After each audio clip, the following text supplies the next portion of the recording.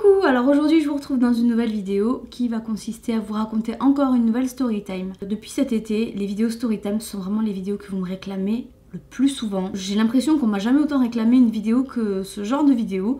Donc si vous les appréciez, tant mieux. Sachez tout de même que j'ai un stock de storytime qui est limité, comme à chacun.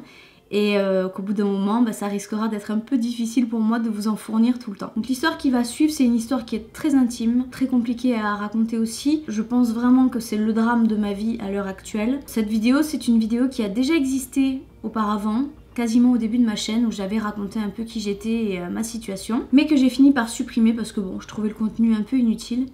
Et finalement, je me dis que raconter cette histoire avec un peu de recul et avec de la mesure dans ses paroles, c'est une histoire qui pourra en réconforter plus d'une qui aurait rencontré le même cas de figure que moi-même. Alors c'est une histoire qui commence en 2011, l'année à laquelle j'ai pris la grande décision de quitter mon premier amour qui avait duré 4 ans. C'est une rupture qui a été assez difficile à avaler de mon côté étant donné que j'ai eu l'impression de le quitter plus par obligation que par envie, vraiment. En réalité, on était vraiment trop différents, lui et moi. Ce qui fait que le couple ne fonctionnait pas, on aurait pu essayer de 1000 façons différentes, le naturel serait toujours revenu au galop. Et la première chose que je me suis dit en le quittant, c'est que j'étais pas prête de me remettre en couple de sitôt. Et un soir, chez moi, j'avais passé une bonne partie de ma soirée donc et même de ma nuit à dessiner comme je le faisais à l'époque. Et à la fin de ce dessin, premier réflexe que je fais, c'est de le scanner et de le diffuser sur mon Facebook. Donc il était relativement tard et je remarque un like ainsi qu'un commentaire d'une personne que je ne connaissais pas. Donc je clique sur le nom de cette personne pour aller voir son profil et histoire de voir si la tête me disait quelque chose.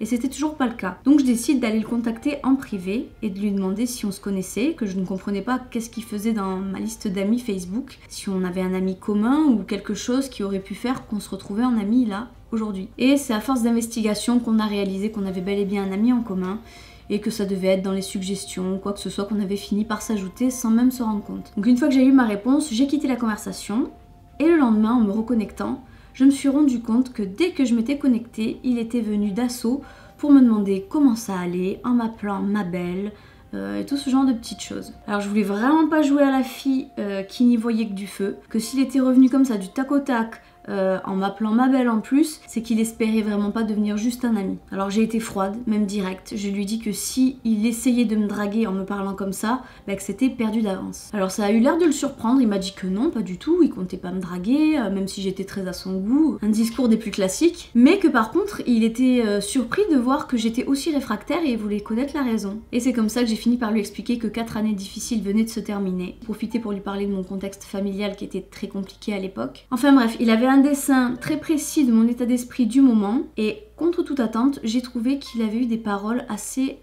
rassurantes. Il me parlait avec intérêt, avec calme et même ses paroles avaient du sens et de la profondeur. Il n'essayait pas juste de parler pour meubler la conversation, pour me brosser dans le sens du poil.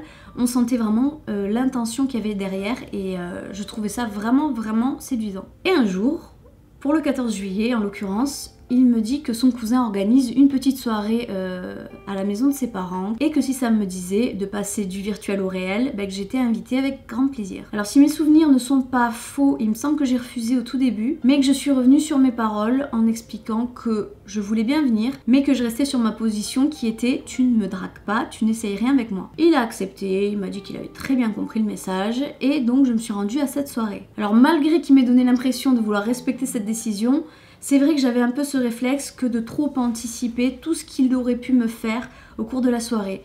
Je surveillais absolument tout chez lui, sa gestuelle, je voulais voir s'il allait faire semblant de m'effleurer, s'il allait me contempler, me faire vraiment toutes ces techniques de drague. Et je me suis aperçue que finalement non, il était quand même très carré et on avait gardé toujours cette conversation très enrichissante qui me plaisait vraiment plus que tout. Donc j'étais en train de passer une assez bonne soirée jusqu'à ce qu'on s'attable tous dans le jardin et j'étais face à face avec une fille qui était la cousine du cousin il me semble, qui était une fille très autoritaire et qui m'a dit qu'il fallait que je bois. Alors moi je suis une personne qui boit pas d'alcool ou alors vraiment super occasionnellement et encore. Donc j'ai refusé l'alcool et quand j'ai refusé l'alcool, il y a toute la tablée qui s'est mis à me huer ou à rire ou à plaisanter sur moi et j'ai eu comme l'impression d'avoir un peu cassé l'ambiance ou de m'être fichu la honte. Donc qu'est-ce que j'ai fait bêtement à votre avis?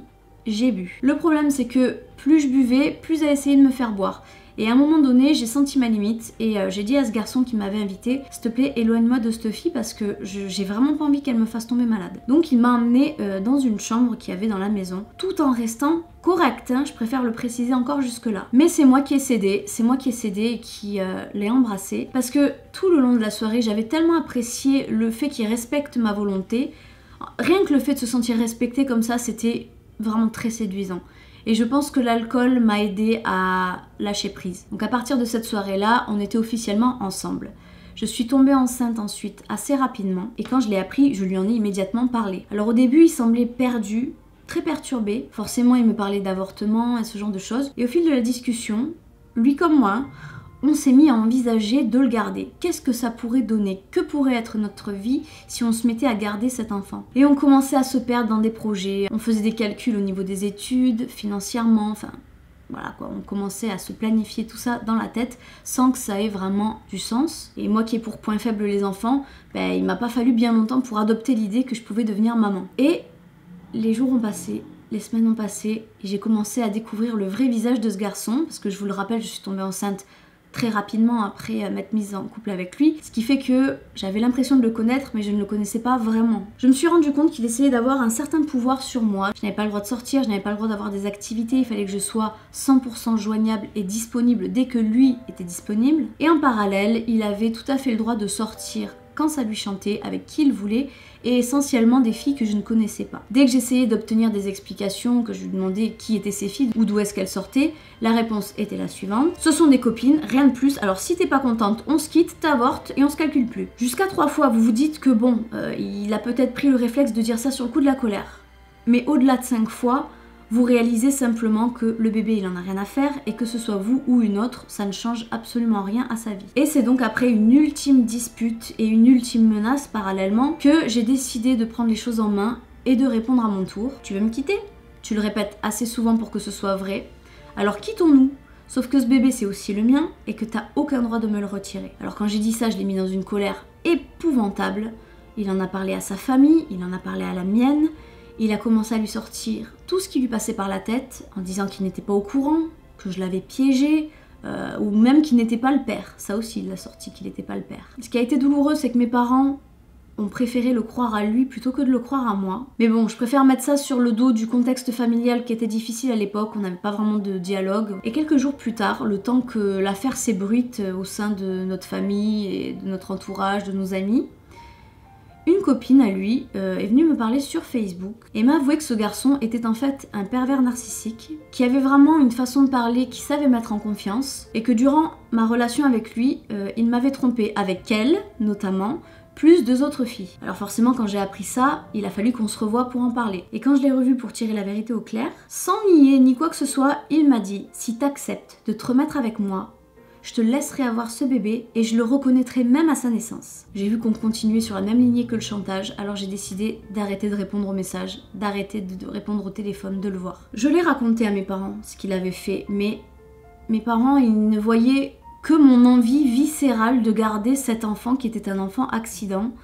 Et ils ne voyaient pas vraiment tout l'aspect qu'il y avait à côté. Bon, ça c'est pas grave. Les mois ont fini par passer automatiquement, j'ai accouché.